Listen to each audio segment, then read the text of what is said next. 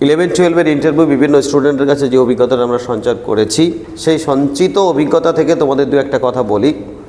Number 1, সেখানে ইন্টারভিউর ক্ষেত্রে অনেকে কিন্তু যেমন নাম পরিচয় যেমন হয় সেরকম তো হচ্ছেই, পাশাপাশি তার অ্যাটিটিউডের উপর দাঁড়িয়ে কিছু কোশ্চেন হচ্ছে। কারেন্ট অ্যাফেয়ার্স সম্বন্ধে দুটো একটা কোশ্চেন জিজ্ঞাসা করছে, এরপরেই তার চলে যাচ্ছে মূলত সাবজেক্টের বিষয়ের উপর।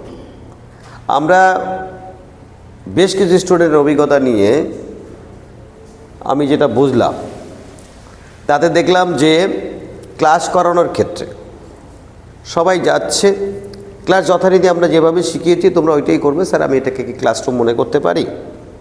তো ক্লাসরুম মনে করতে পারি মানে স্যারদের আমরা অবশ্যই স্টুডেন্ট ভাববো, বাট স্যারদের তুমি উত্তর দাও এরকম কিছু নয়। তুমি যখন কথাটি বলবো, স্টুডেন্টদের নিশ্চয়ই আপনি বলবো না, আমি যে ছোটো বাচ্চাদের পড়াচ্ছি, ক্লাসরুম যেহেতু মনে করছে তাহলে তুমি বলো। স্যারদের দিকে তখন তোমরা ইন্ডিকেট করছো না, এটা স্বাভাবিক। আর তারপরে ক্লাস করার ক্ষেত্রে অবশ্যই ক্লাসের কতগুলো সিস্টেম তোমাদের রয়েছে। প্রথমেই তুমি ওটার সঙ্গে সঙ্গে তুমি যখন অবশ্যই তোমরা ভালো আছো, আমিও ভালো আছি, এটা যেমন একটা কথাবার্তা। আশা করি সমস্ত স্টুডেন্ট ভালো আছো, তোমাদের দেখে আমারও খুব ভালো লাগছে। এখন এই ভালো আছি ব্যাপারটা তো সবাই বলবে, তোমাদের দেখে আমার খুব ভালো লাগছে, তোমরা খুব মন দিয়ে শুনছো। নিশ্চয়ই জানা জায়গা থেকে অজানা যাবে। তুমি কি কোনটা করাবে? একটা গদ্য পড়াবে। তো গদ্য পদ্যের জায়গাটা বলার আগেই তোমাকে কিছু চমক রাখতে হবে। আমরা বলি গদ্যের স্রষ্টা কাকে বলা হয়, গদ্যের জনক কাকে বলা হয়।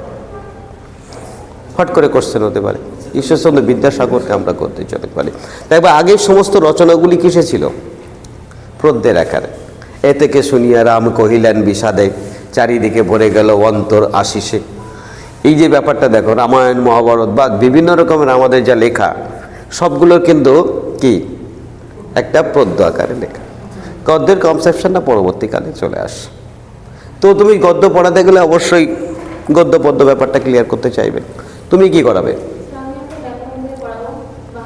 ব্যাকরণ থেকে কোন কোন বিষয়টা পড়াবে? শব্দ, স্বরভক্তি, বিপ্রকর্ষ। তো সেইটা বলার ক্ষেত্রে অবশ্যই বিপ্রকর্ষ স্বরভক্তির কথা, তুমি একটা চমকপ্রদ কথা বলবে, সেটা কথা। বিপ্রকর্ষ জায়গায় স্পিনোলজিজম বলা হয়, ওটাকে শুরু করতে এক চাপ কা দাও। তোমরা কি বুঝতে পারলে আমি কি বললাম? আমি কিন্তু এক কাপ চা বলিনি, এক চাপ কা বলেছি। তারপর রিক্সায় উঠছি, আসলে সেটা কি হবে? রিক্সা। বাস্কটা খোলো তো, দেখো তো কোথায় ভুল বলেছি। আগে ওরা বাস্তবটা খুঁজতে চায়। তুমি যদি আজকে ওকে দ্বিবীজপত্রে পড়াতে যাও, প্রথমে ওকে কিন্তু পড়াতে হবে, দেখেছো আমের বীজ দুটো খণ্ডে বিভক্ত হয়ে গেল অটোমেটিক্যালি। আমি কিন্তু কেটে ভাগ করিনি, কেটেও তো দুভাগ করা যেতে পারে। আজকে যদি আমি একটা চালকে দুভাগ করি কেটে সুন্দরভাবে, তো ভাবতেই পারি দুটো বীজপত্র হলো এখানে। তো যে কোনো কিছু পড়ানোর ক্ষেত্রে তোমাকে মাথায় রাখতে হবে, তার জন্য বাস্তব উদাহরণটা আমি ক্লিয়ার করতে চাই। তুমি কোনটা সাবজেক্টটা করাবে? ব্যাকরণ করাবে। কোনটা করাবে? তোমরা খুব ভালো ছেলে, এখানে দেখেছো তোমরা খুব ভালো ছেলে। এই যে এগুলোর মধ্যে যে শব্দগুলি রয়েছে, এরা যেহেতু একটা অর্থ প্রকাশ করছে, তাই এরা সব বসে আছে নিজ নিজ পায়ে, তাই এটা পদ। তুমি তোমার মতো করে এগুলো বলবে, ঠিক আছে? তাহলে আজকের আমাদের পড়ার বিষয় হচ্ছে পদ। যে কোনো একটা সেন্টেন্স তুমি আগে বলো, ঠিক আছে? সেন্টেন্সটা বলার পরে তার থেকে তুমি চলে আসো, তাহলে তোমার পদের জায়গাটা ক্লিয়ার হয়ে যাবে। থাকতেই পারে। তুমি লাস্টে কি করাবে বলো?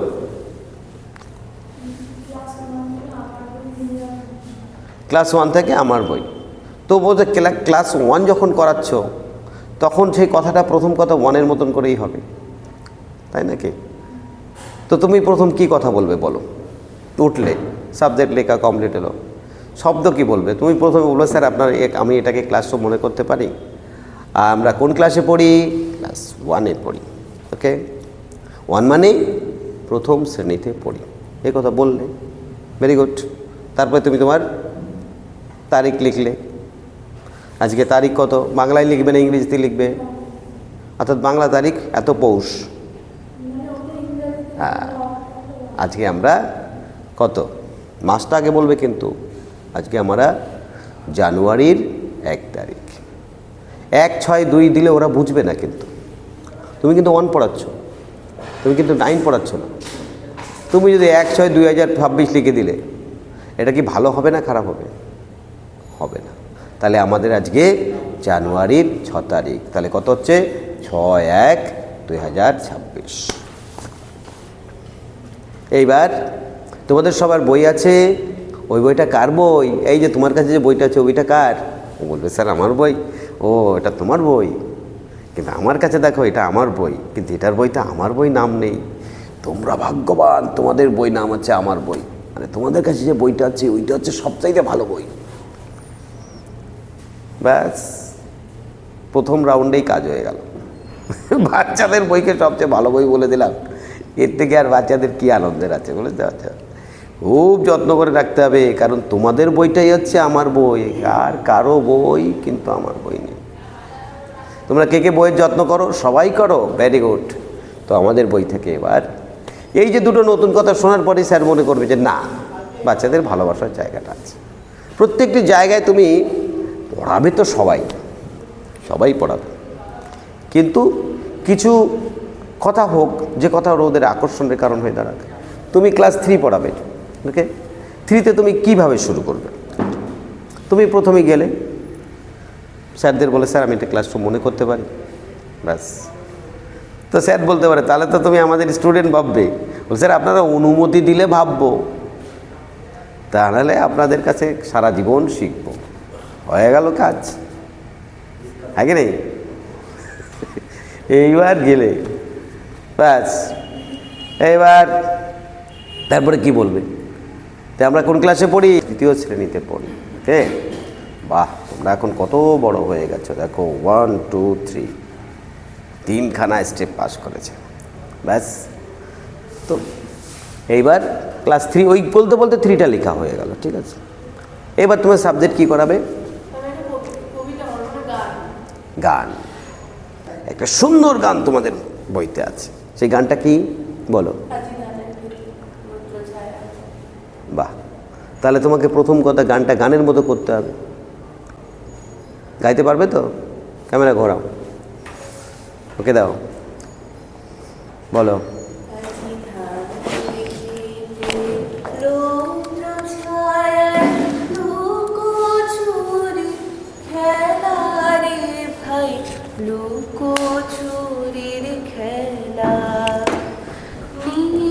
আকাশে কে ভাসালে সাদা মেঘের ভেলা রে ভাই, লুকোচুরির খেলা।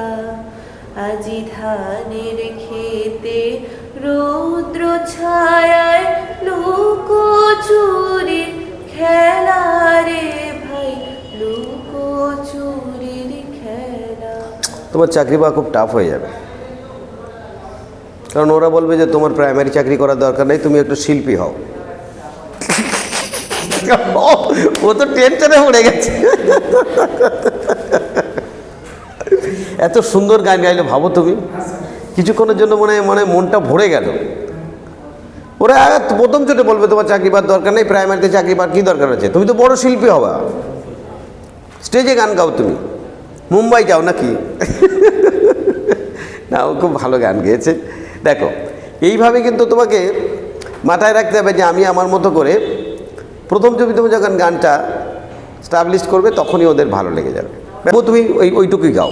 যদি এবার বন্ধ করার পর বলে যে আর একটু গাও, তখন তুমি করবে, ঠিক আছে?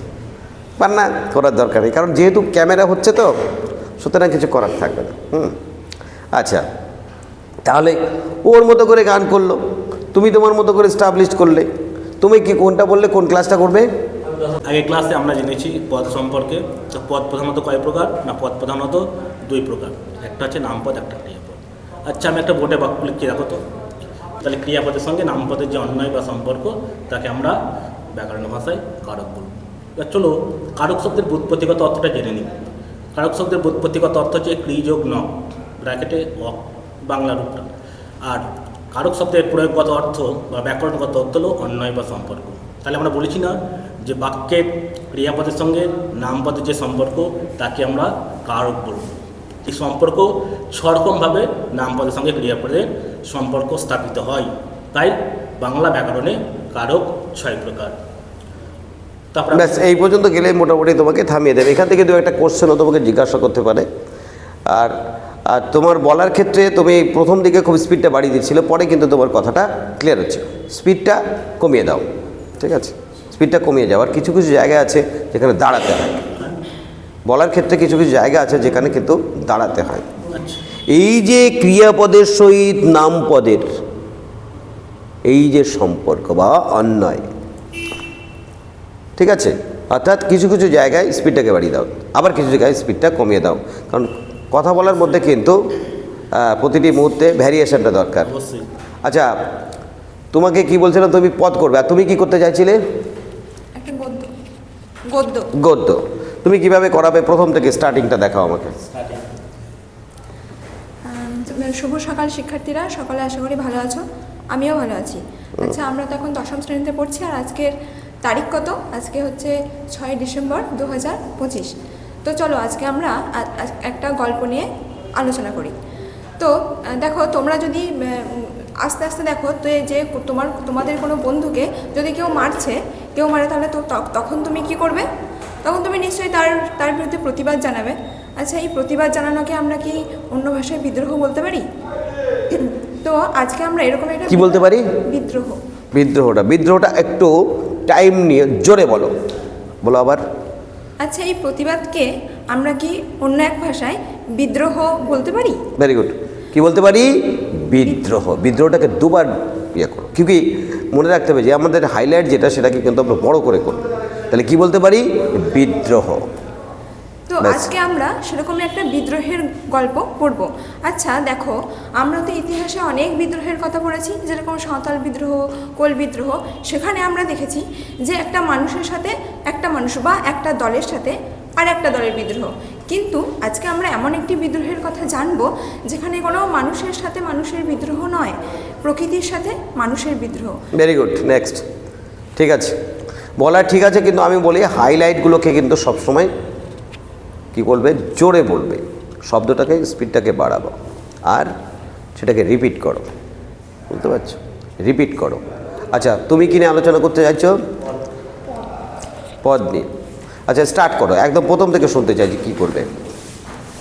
এই কক্ষটিকে কি আমি আদর্শ শ্রেণীকক্ষ ভেবে পাঠদান শুরু করতে পারি? তো তাহলে আজকে আওয়াজটা জোরে হচ্ছে না, কিন্তু আওয়াজ আরও জোরে হতে হবে, বলো। এই কক্ষটিকে কি আদর্শ শ্রেণীকক্ষ ভেবে আমি পাঠদান শুরু করতে? কি বললে?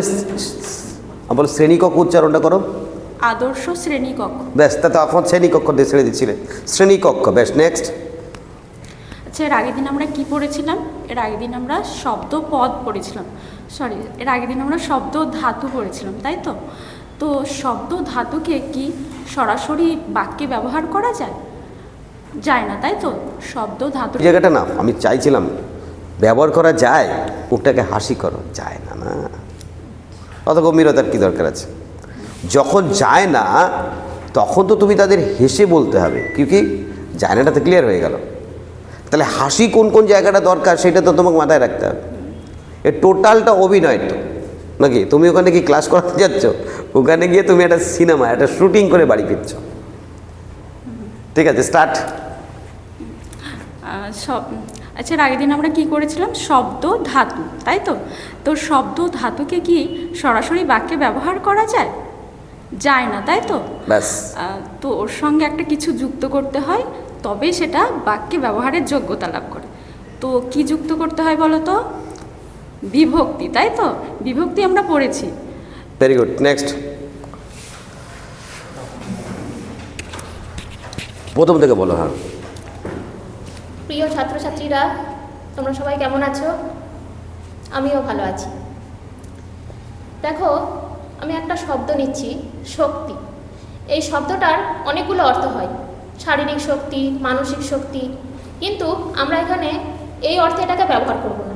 আমরা এর শব্দটির মধ্যে যে ধ্বনির পরিবর্তন ঘটছে সেটাই আমরা আলোচনা করব। তাহলে শক্তি এই শব্দটির মধ্যে একটা যুক্ত ব্যঞ্জন আছে। আচ্ছা বলো তো, যুক্ত ব্যঞ্জন কোনটা? কয়ে তয়ে, ঠিক বলেছে। তাহলে এই যুক্ত ব্যঞ্জনটা যখন আমরা একটা স্বরধ্বনির আগমন ঘটিয়ে বা স্বরধ্বনি এনে যখন এটাকে ভেঙে ফেলছি, অর্থাৎ যুক্ত ব্যঞ্জনটা স্বরধ্বনির আগমনের ফলে ভেঙে পৃথক হয়ে যাচ্ছে, এটাকে আমরা বলি স্বরভক্তি বা বিপ্রকর্ষ। তাহলে শক্তি থেকে হচ্ছে শপতি, এবং এই যে পৃথক করছি এর ফলে শব্দটা কিন্তু উচ্চারণে সহজও হচ্ছে এবং সৌন্দর্য সৃষ্টি করছে। তাহলে আজকে আমাদের পাঠ হলো স্বরভক্তি বা বিপ্রকর্ষ।